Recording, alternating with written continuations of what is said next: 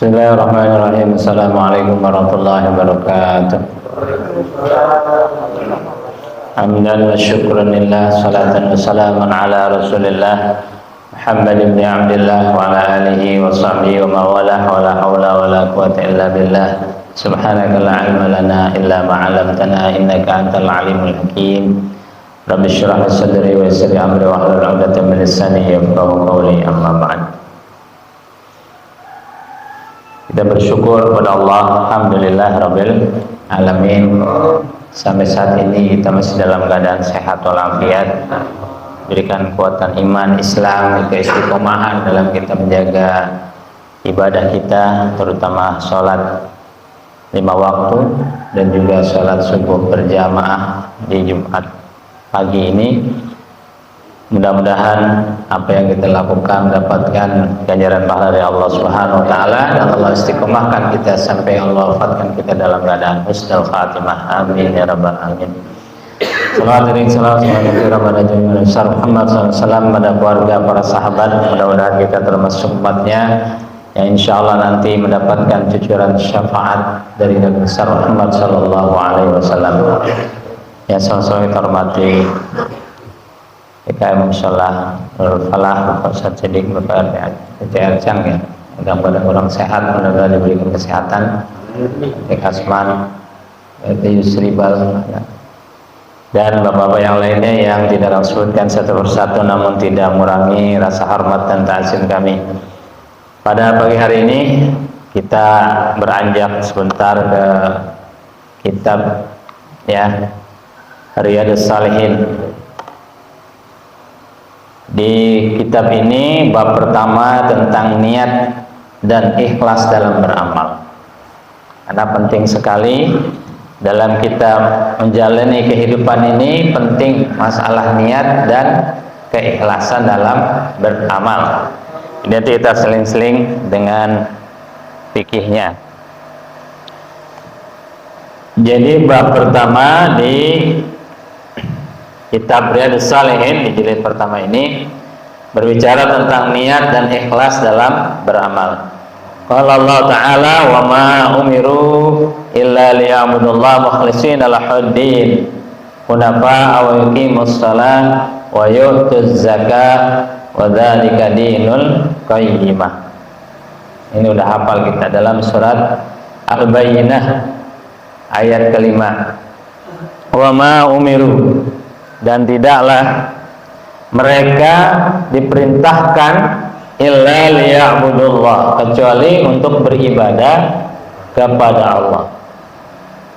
Di kita ini diperintahkan untuk beribadah kepada Allah. Bagaimana perintah ibadahnya itu? Mukhlishina lahuddin, beribadah kepada Allah itu mukhlisin, dengan ikhlas. Ikhlas ini agak susah, ya, gampang diucapkan tapi prakteknya susah. Maka kita belajar untuk menjadi orang yang ikhlas. Tidak ada di Kampung Bedah yang paling ikhlas selain Masjid Al-Ikhlas. Ikhlas banget, ya. Sebetulnya itu sudah merupakan niat itu. Ya, para tokoh agama, tokoh masyarakat membangun masjid dengan nama Masjid Al-Ikhlas, benar-benar supaya orang-orang yang ada di dalam masjid itu, jamaah, pengurus, semuanya menjadi sesuai dengan, ya, perintah Allah. Berarti pendahulu kita, tokoh masyarakat kita, ulama kita di Kampung Bedah ngaji kita. Oh, ternyata ada dalam kitab Riyadhus Shalihin dan ikhlas. Makanya masjidnya namanya Masjid Al-Ikhlas. Paling ikhlas itu masjid. Ya. Jadi tidaklah kita diperintahkan, ya, kecuali untuk beribadah kepada Allah mukhlishina lahuddin. Dengan ikhlas. Ikhlas dalam menjalankan perintahnya, dalam menjalankan agama Allah Subhanahu wa taala. Ya. Hunafa, dengan lurus, tidak belok-belok, tidak salah. Sesuai dengan panduannya. Kan sekarang banyak orang ibadah sudah melenceng nih. macam-macam, ya kan? Nah, ini kita suruh supaya ikhlas dan lurus sesuai dengan perintah dan tuntunannya, ya, jangan salah, harus dengan bimbingan yang benar. Wa yuqimus shalah, dan mendirikan salat, wa yu'tuz zakat, dan membayar zakat. Ya, jadi ikhlas dalam beribadah secara umum, dan juga ikhlas dalam mendirikan salat, ikhlas dalam membayar zakat, menunaikan zakat. Wadzalika dinul qayyimah, itulah agama yang lurus. Jadi dalam ibadah apapun harus ikhlas, termasuk melaksanakan sholat, membayar zakat, ya. Jadi diniatkan dulu ikhlas. Berat memang ibadah itu, dengan ikhlas itu berat, banyak ujiannya, banyak cobaannya. Termasuk kita yang menjaga sholat 5 waktu ini, baik di masjid, baik di musola, 5 waktu, tepat waktu, ini berat, ya. Jadi kalau kita istilahkan ikhlas itu apa sih? Ikhlas itu susah diucapkan dengan kata-kata, ya. Kita melakukan sesuatu, udah kita nggak pikir-pikir lagi, udah nggak kita hitung-hitung lagi, udah hanya Allah yang tahu. Tapi kan berat manusia itu. Kadang-kadang kita sudah berbuat tidak dihargai masyarakat, tidak dihargai orang, kita merasa kurang, ya, kurang sreg lah, kurang enak lah, ya. Tapi ini kita tetap belajar. Nah, inilah pentingnya supaya kita melakukan perbuatan amal-amal ibadah ikhlas. Makanya di sini dikatakan melakukan amal ibadah apapun, dan di sini khususnya wa yuqimus shalah wa yu'tuz zakah. Jadi secara umum melakukan ibadah itu secara ikhlas, dan juga lebih-lebih wa yuqimus shalah dalam melakukan sholat, wa yu'tuz zakah, membayar zakat. Ini ya, mungkin kalau zakat itu zakat fitrah kecil, ya kan, cuman Ramadan 3,5 liter atau 2,5 kilogram, kecil itu, ya. Yang berat itu kan zakat mal, zakat harta, zakat profesi, tuh, ya kan. Kayak Agus nih misalnya dapat borongan 200 juta, keluarin 2,5%, oh gede itu. Ikhlas nggak dia diam-diam itu ngeluarin? Kan orang kan nggak tahu, ya kan. Ya, orang tahunya dari status, alhamdulillah 200 juta. Ya, kita cuma nanya 2,5% keluarin, oh iya lupa udah habis, dibeliin tanah untungnya. Nah, itu kan. Makanya di sini dikatakan sholatnya ikhlas, zakatnya ikhlas, gitu. Nah, termasuk kita nih introspeksi dalam melaksanakan sholat. Sholat itu, makanya lihat orang ada sholatnya itu yang tunggang tungging cepat, berapa detik, berapa menit selesai. Apalagi kalau sholat sendirian. Makanya kita kenapa sih suruh sholat berjamaah? Kalau sholat berjamaah insya Allah minimal 5 menit. Tapi kalau sholat sendirian, apalagi subuh di rumah sendirian, udah kunut aja lupa. Benar nggak? Yang biasa baca kunut kalau sholat subuh sendirian lupa nggak? Begitu salam aja, oh iya belum nggak kunut ya, biasa baca kunut. Nah, iya. Ini kan keikhlasan kita. Kita kalau sholat sendiri di rumah, ya paling yang kita baca kulhu kuliah. Makanya dikatakan ini, menjalankan ibadah, semua ibadah dengan ikhlas, sholat juga dengan ikhlas. Termasuk ini keikhlasan kita melangkahkan kaki ke musola, masjid setiap waktu, apalagi zuhur, asar yang biasanya jarang orang sholat di masjid, di musola jarang.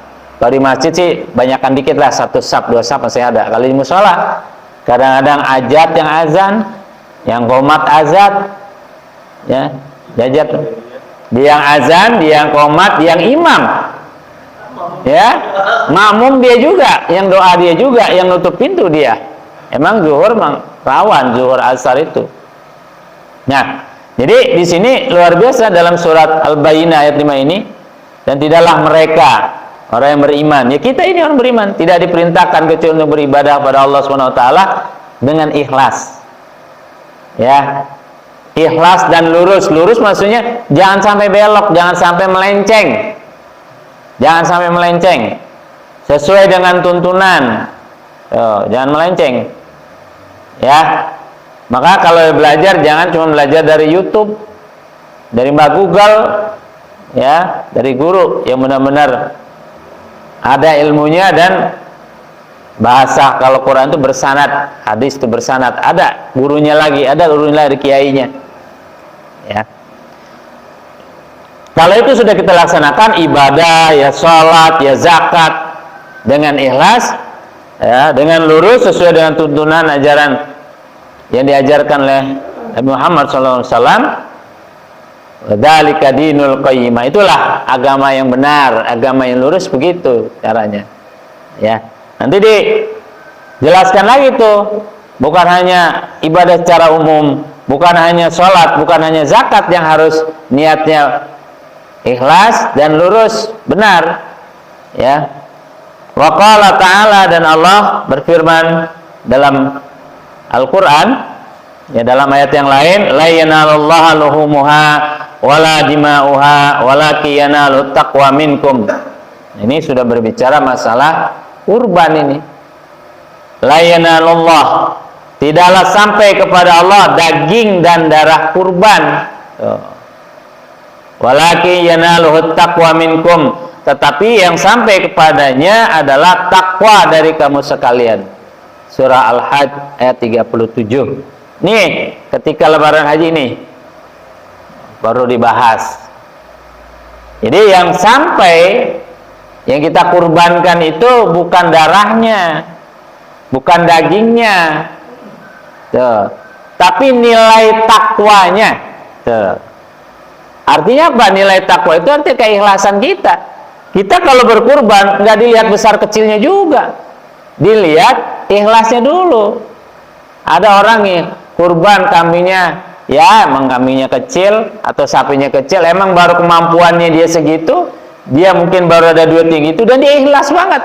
Itu juga boleh ngumpulin. Dia bulan yang ngumpulin 100, 200 dapat, mau dapatnya segitu, ikhlas, terima oleh Allah. Tuh. Ya. Makanya masalah kurban juga ini masalah yang ya benar-benar kita luruskan. Ya. Tuh. Makanya ada juga orang yang kurban patungan tuh, sapi 7 orang. Tuh. Ada yang satu alim patungan, beli 1 sapi. Ya, tuh. Ada yang patungan beli kambing, berapa orang, misalnya kayak di sekolahan gitu kan, 1 kelas beli 1 kambing, anaknya 20, anaknya 40, 1 kambing. Tuh. Cuman kita harus jelas, ya harus ngerti. Nah, kalau beli 1 kambing uangnya patungan, ya lebih, misalnya 3 orang, 10 orang, 20 orang beli 1 kambing, itu namanya belum kurban, masih latihan kurban. Ya. Misalnya kita nih patungan nih, besok nih 1 orang misalnya 1 juta, ada 20 orang 20 juta beli 1 sapi, itu belum kurban namanya, masih latihan kurban. Tapi nggak apa-apa, karena kita baru mampu seperti itu, masih dihitungnya latihan kurban, gitu. Maka ada juga di beberapa taklim itu, misalnya 20 orang, 1 orang 1 juta nih dalam setahun dia patungan. Ya, kan 20 orang nggak mungkin 1 sapi buat 20 orang. Maka dikocok. Tahun ini 7 orang atas sama ini. Beres. Ya, tahun depan 7 orang lagi. Gitu. Tahun depan 7 orang lagi, gitu. Boleh seperti itu. Jadi benar-benar kurban. Ya, masalah kurban juga benar-benar harus diatur dengan benar. Ya. Orang yang kurbannya kudu ikhlas, ya panitia kurbannya kudu juga ikhlas. Karena kan kebanyakan kalau namanya kurban, namanya setahun sekali, gitu kan? Biasanya orang pengennya banyak, pengennya dikit. pengennya makin banyak-banyakan. Iya, palanya dia mau, kakinya dia mau, buntutnya dia mau, dagingnya dia mau, semuanya dia mau. Ya, kalau tanya ente kurban nggak? Kagak. Nah, paling ente mau banyakan, ya mau beginilah setahun sekali. Ente kan saya panitia. Tuh, ya makanya perlu nih, jangan sampai kita berebut. Ada bagian-bagian dan ada tata caranya pembagian itu, nggak sembarangan. Ya, makanya ketika dipotong tuh sapi, potong itu kambing, ya itu kan sebetulnya amanah dari pekurban, diamanahkan. Ya, nah nanti kalau sudah dibagi-bagi, dicak sekian, udah nih, ini jatahnya fuqara wal masakin, ini yang bantuin, ini panitia, baru di bagian kita, itu yang halal itu. Ya belum apa-apa udah kita ambil duluan, itu jadi haram. Ya, tuh. Nah, udah ngumpetin kakinya, udah ngumpetin palanya, udah ngumpetin ininya, itunya. Ini kan ini nggak ikhlas nanti. Sehingga orang-orang yang kurban juga nanti ngelihat, oh kok begitu caranya, nggak bagus, manajemennya nggak bagus, saya nggak mau kurban dari situ lagi Kenapa? Yang banyak maka kebanyakan, yang enggak maka enggan. Tuh. Ya, maka kurban itu kembali lagi juga kepada keikhlasan. Yang kurbannya kudu ikhlas, panitianya juga kudu ikhlas. Mana ada ketua panitia penanggung jawabnya ini, ayo kita bagi ya sepertiga begitu. Sepertiga buat yang kurban boleh, kalau kurban biasa. Sepertiga para wal masakin, sepertiga buat orang-orang yang datang membantu datu panitia, bagi rame-rame. Begitu nih sepertiga jadi panitia nih. Ya udah nih bagi rata, begitu. Atau yang capean dikit, bagian banyakan dikit. Karena ada tuh yang datang cuman potong-potong pulang, ntar balik lagi, jatah saya mana? Nah, ini yang kayak begini nih penyakit ini.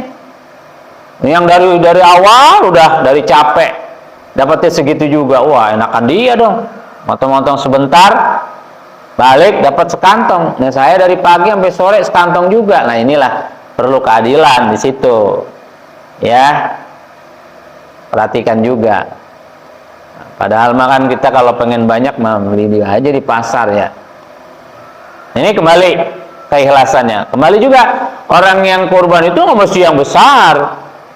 Ya, memang yang bagus, yang besar, yang mahal, yang ikhlas. Ini kan jarang ya. Sesuai kemampuan kita aja. Kalau emang adanya rezekinya segitu, udah mungkin tahun ini rezekinya yang harga sekian, ukuran sekian. Saya udah mampunya sekian, udah silakan. Ikhlas. Ya. Jadi tidak sampai kepada Allah loh, itu daging dan juga darah, tapi nilai takwa dari keikhlasan. Ya. Makanya awal cikal bakal kurban itu kan diawali atau dimulai dari anak Nabi Adam, daripada Habil dan Qabil. Di situ lihat keikhlasannya. Ya. Habil itu seorang peternak, Qabil seorang petani. Ketika ada perintah untuk berkurban, maka Habil ini karena orangnya ikhlas, orangnya baik, ketika diperintahkan berkurban, ambil tuh hewan ternak yang paling bagus, yang paling mantap, yang paling mahal. Tuh, paling gemuk diambil, kurbanin. Tuh. Nah, Qabil ini rada-rada nyeleneh orangnya, kurang baik. Begitu diperintahkan kurban, karena dia seorang petani, diambillah buah-buahan yang udah layu-layu, yang udah hampir busuk, dikurbankan. Makanya ketika itu diterimalah kurbannya Habil, yaitu berupa hewan kurban itu.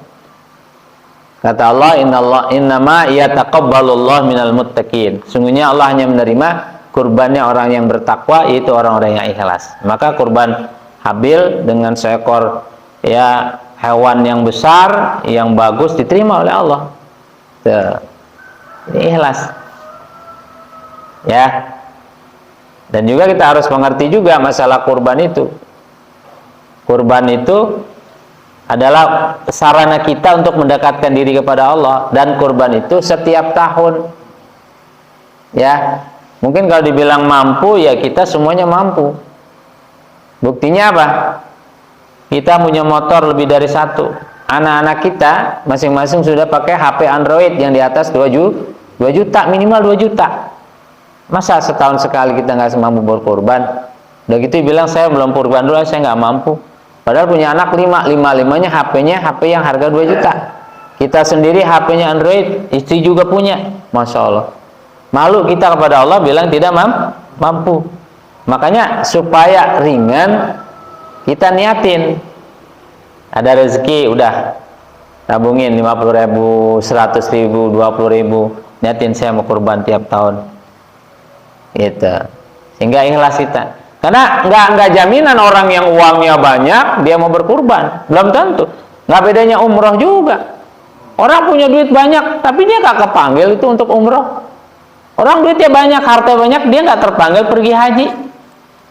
Tapi orang yang boleh ngumpulin sedikit demi sedikit, dia umroh, dia haji, dia kurban. Ini kembali, ikhlas ini penting sekali. Jadi bukan masalah mampu tidak mampunya, ada niatnya apa tidak, mau apa enggak. Kan sering kita dengar itu, misalnya kayak kurban, berapa banyak nenek-nenek tukang rongsokan, tiap tahun dia bisa kurban, dia kumpulin.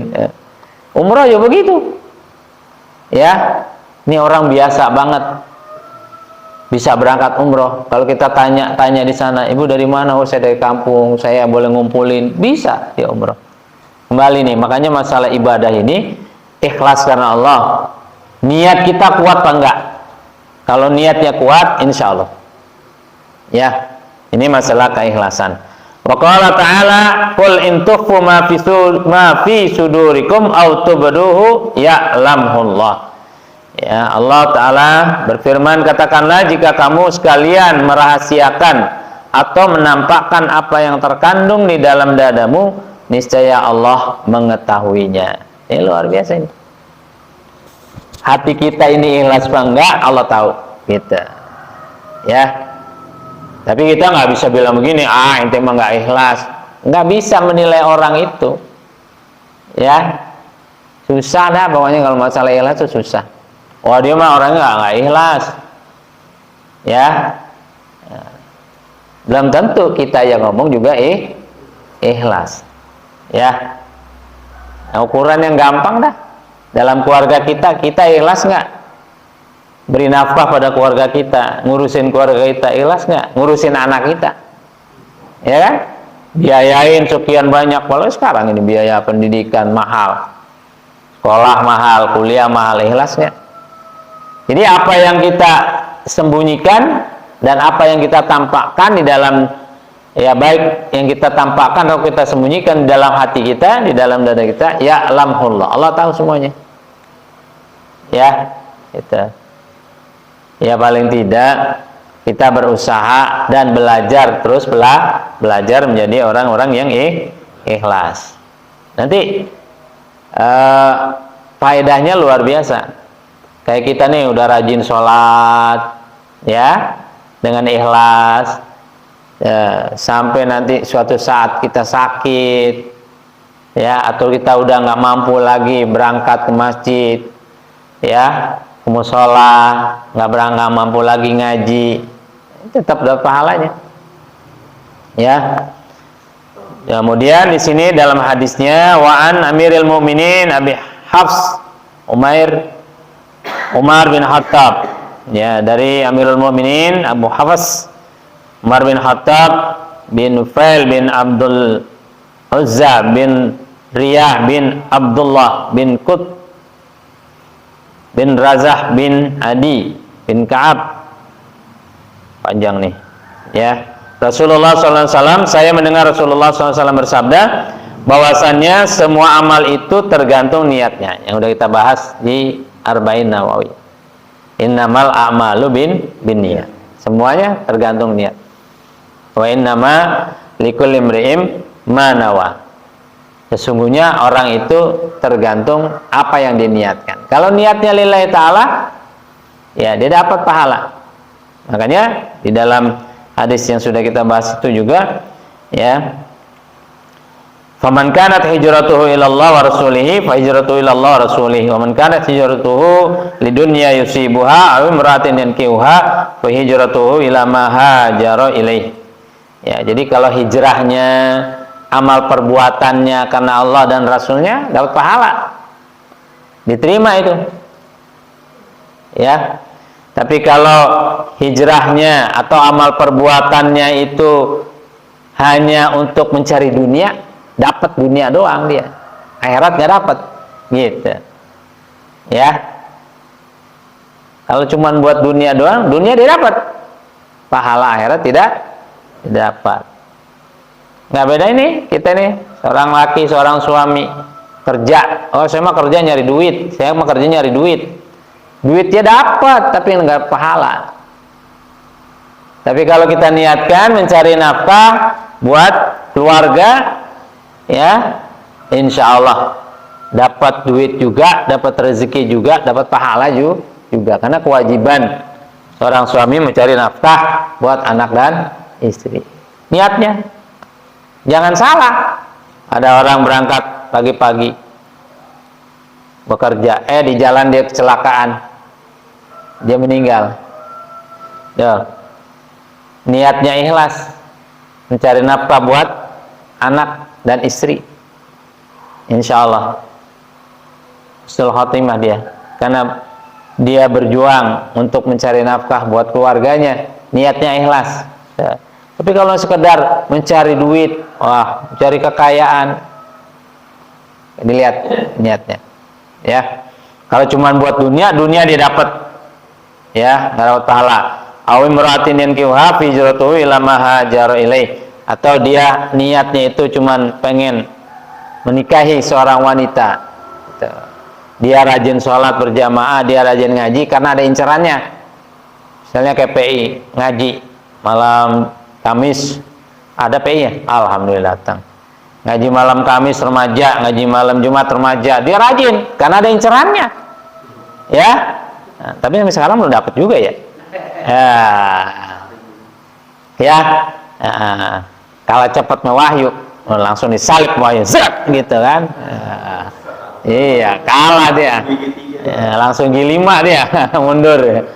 Ya, jadi kalau datang ngaji bukan hanya untuk mencari wanita, bukan karena Allah, ya kalau suatu saat dia dapat, ya, perempuan itu menikahinya, udah itu doang dia dapat, tapi nggak dapat pahala, jadi rugi. Ya.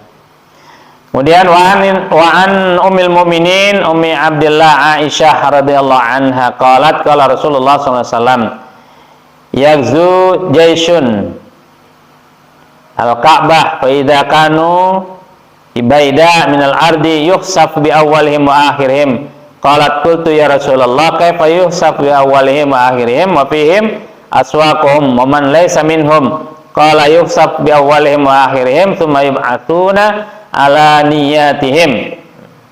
Ya, dari Ummul Mukminin, ya, Ummu Abdillah Aisyah radhiyallahu an berkata bahwasanya Rasulullah SAW bersabda, nanti akan ada sekelompok pasukan yang akan menyerang Ka'bah. Kemudian ketika mereka sampai di suatu tanah lapang, maka dibinasakanlah mereka semua, sejak dari yang paling depan sampai yang paling belakang. Aisyah berkata, saya bertanya, wahai Rasulullah, bagaimanakah mereka dibinasakan semua, sejak dari yang paling depan sampai yang paling belakang, padahal di antara mereka ada orang yang akan berbelanja, serta ada pula orang yang tidak membantu mereka. Beliau menjawab, mereka dibinasakan semua, sejak yang paling depan sampai yang paling belakang, kemudian nanti mereka akan dibangkitkan sesuai dengan niat masing-masing dari mereka. Ya, hadis riwayat Bukhari dan Muslim. Jadi ini gambaran, ada pasukan yang akan menyerang Ka'bah. Karena menyerang Ka'bah, maka pasukan itu akan dibinasakan. Ini ceritanya tentang apa? Wa arsala alaihim tayran ababil. Ya, nyambung dengan cerita pasukan gajah yang akan merobohkan Ka'bah. Maka Allah kirim, wa arsala alaihim tayran ababil. Allah kirim burung ababil, padahal burungnya kecil. Ya, bayangkan gajah yang segitu besar kalah melawan burung ababil yang kecil. Kenapa? Karena ini pasukan yang Allah kirim. Tarmihim bihijaratim min sijil, dilemparin tuh gajah dengan batu. Batunya bukan sembarangan, walaupun batu kerikil, batu kecil, tapi ini batunya dari neraka, dilemparin, maka binasa itu gajah. Ya, bayangkan namanya gajah besar aja kalah dengan batu kerikil yang dilemparin oleh burung. Padahal kalau secara akal nggak mungkin ya, ada burung lemparin kerikil ke gajah, nggak bakalan mati. Tapi ini kan urusan Allah. Ya, jadi ada pasukan yang akan merobohkan, yang akan menghancurkan Ka'bah, maka semuanya dibinasakan oleh Allah Subhanahu Wa Taala. Gitu. Ya. Kemudian Aisyah bertanya, bagaimana itu? Kok bisa semuanya dibinasakan? Padahal di situ ada orang yang belanja, ada orang yang nggak membantu membinasakan Ka'bah, termasuk di situ ada orang baik. Kenapa semuanya dibinasakan? Ya, Rasul menjawab, ya, mereka yang ada sekitar situ dibinasakan semua oleh Allah Subhanahu Wa Taala. Yang baik, yang jahat, semuanya dibinasakan. Tapi nanti kata Rasul, di sini yuksab itu bukan hanya dibinasakan, khasab itu artinya dibenamkan.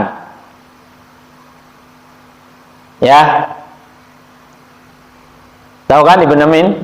Masuk ke dalam bumi, ditenggelamin, tenggelam dalam bumi namanya. Kan kalau di air tenggelam ya. Kalau di daratan nih, di bumi, masuk ke dalam bumi, ke tanah, namanya khasab. Ya, apa namanya, likuipasi ya, masuk terbenam.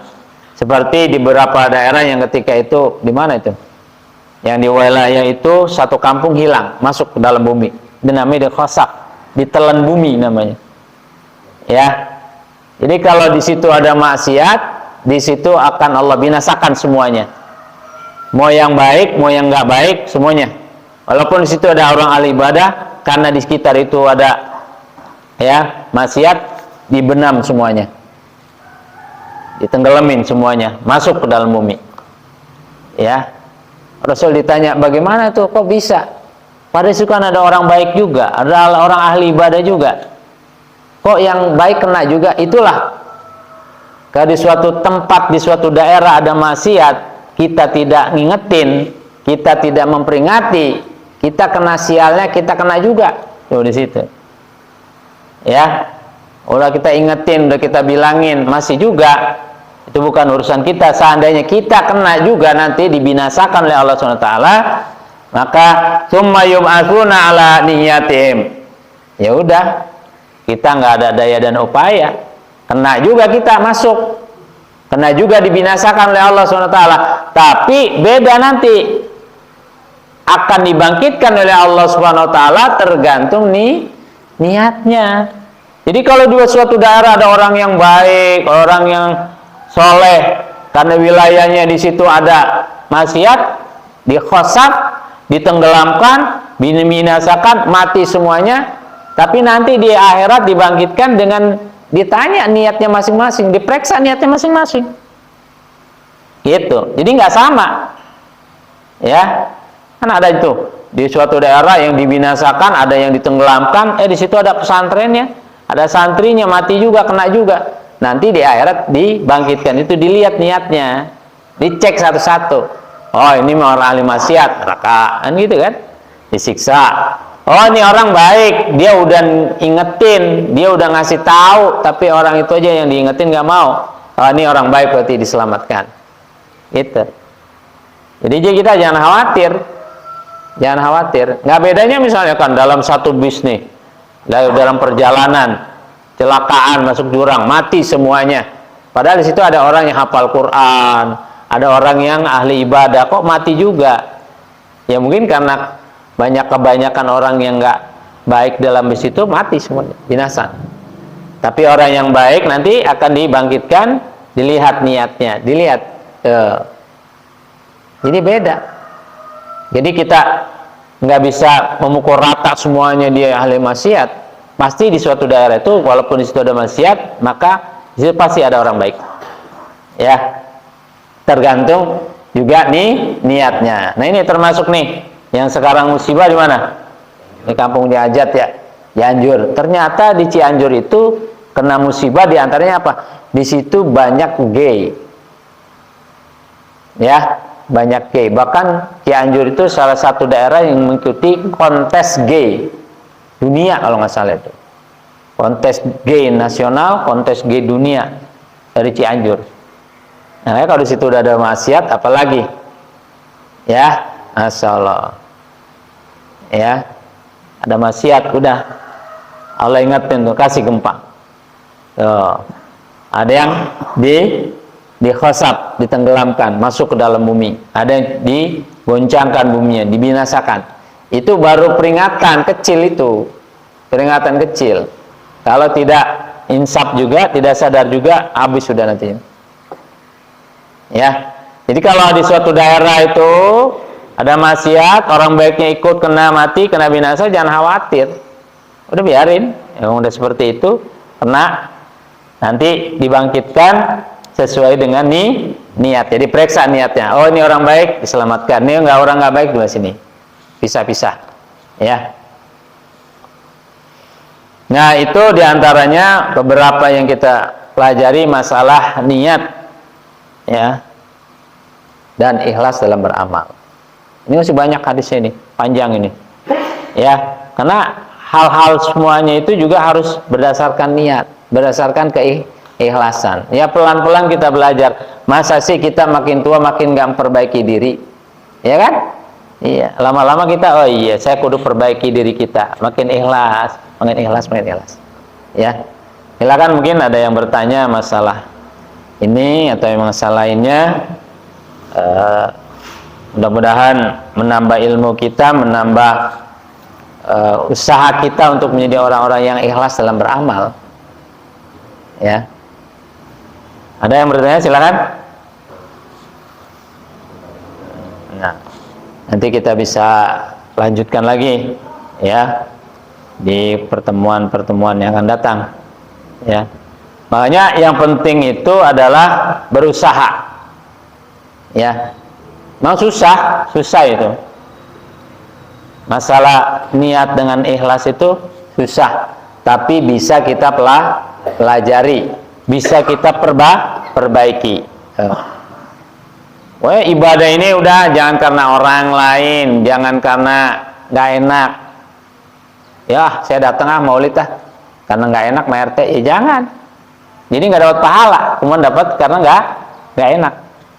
Ya. Saya nggak enak kalau nggak ngaji ya. Nah, berarti karena bukan karena Allah, nggak enak. Kalau saya nggak berjamaah nggak enak DKM. Jangan karena nggak enak, tapi benar-benar karena Allah Subhanahu wa Ta'ala. Ya, mudah-mudahan kita pelajari dikit demi sedikit, terus dengan istiqomah Allah berikan ilmu yang bermanfaat dan dapat kita amalkan di dalam kehidupan kita sehari-hari. Insya Allah, ya, kita ikhlas. Ya Allah berikan umur berapapun, kita panjangkan umur, diberikan umur panjang sampai nanti benar-benar kita ikhlas ketika sudah waktunya Allah panggil kita, Allah wafatkan kita dalam keadaan husnul khatimah. Itu mari kita berdoa kepada Allah SWT biar terus kita diistiqomahkan, termasuk di amal kita. Ya, termasuk Bapak RT Acang dalam keadaan kurang sehat, mudah-mudahan diberikan kesehatan, ya, diberikan keberkahan. Buat kita juga, termasuk kita ada hajat buat hari Ahad ya, hari Minggu besok acara maulid, mudah-mudahan cuacanya terang, mudah-mudahan acaranya lancar, acaranya barokah, kita juga bisa mengikuti acara maulid itu, mudah-mudahan mendapatkan ilmu ya dari guru-guru kita dan dapat kita amalkan dalam kehidupan kita sehari-hari. على هذه النية وعلى كل نية صالحة على هذا النبي محمد صلى الله عليه وسلم. الفاتحة. أعوذ بالله من الشيطان الرجيم. بسم الله الرحمن الرحيم. الحمد لله رب العالمين الرحمن الرحيم مالك يوم الدين إياك نعبد وإياك نستعين اهدنا الصراط المستقيم صراط الذين أنعمت عليهم غير المغضوب عليهم ولا الضالين. اللهم الفاتحة سر الفاتحة كرامة الفاتحة بحق من أنزلت على سورة الفاتحة. افتح لنا أبواب الخير وأبواب البركة وأبواب الصحة وأبواب العافية وأبواب الرزق وأبواب التوفيق والهداية وأبواب الاستقامة وأبواب السعادة في الدارين لنا ولأحبابنا ولأزواجنا ولقرابتنا ولجماعتنا. اللهم ثبتنا بالإيمان ثبتنا بالإسلام ثبتنا بالتوحيد ثبتنا بالمعرفة وثبت إيماننا من دار الدنيا إلى دار الآخرة. دعواهم فيها سبحانك اللهم وتحية فيها سلام وآخر دعوانا أن الحمد لله رب العالمين. سبحانك اللهم وبحمدك أشهد أن لا إله إلا أنت أستغفرك وأتوب إليك. السلام عليكم ورحمة الله وبركاته.